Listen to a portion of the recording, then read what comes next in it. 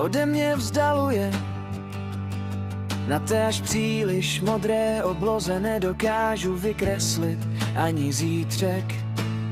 V tom davu lidí, co je tak zkažený, že se v něm nedá dýchat. Od kdy jsem se sem vlastně vplížil. Stačí vyplivnout všechen smutek a dívat se jen dopředu. Říkali, ale takhle přece nemůžu zůstat normální.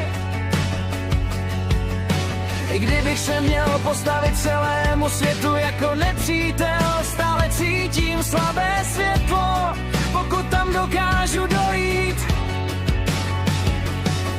Chci dýchat, tady je to tak tísnivé.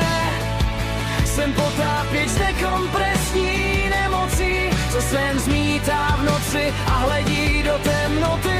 Chci se ujistit, že jsem naživu, zamířím k hlubokému morskému a zkusím se znovu nadechnout. Když jsem v hlavě obrátil mapu vzhůru nohama, všechno mi chybělo a já se minulou noc o samotě bál. Myslel jsem si, že jsem celou dobu silný.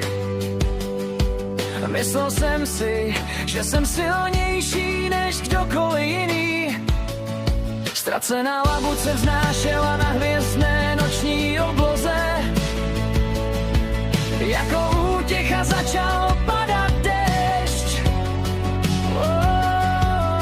Ale zdá se, že my se jimi stát nemůžeme. Hvězda je hvězdou a já jsem já. Jak daleko asi dokážu dojít?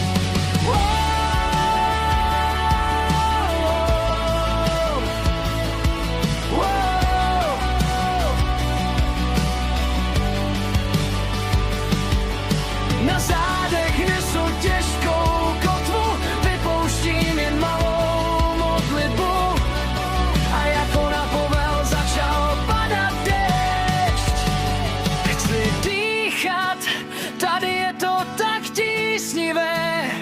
Jsem jen potápěč, co hledí do temnoty.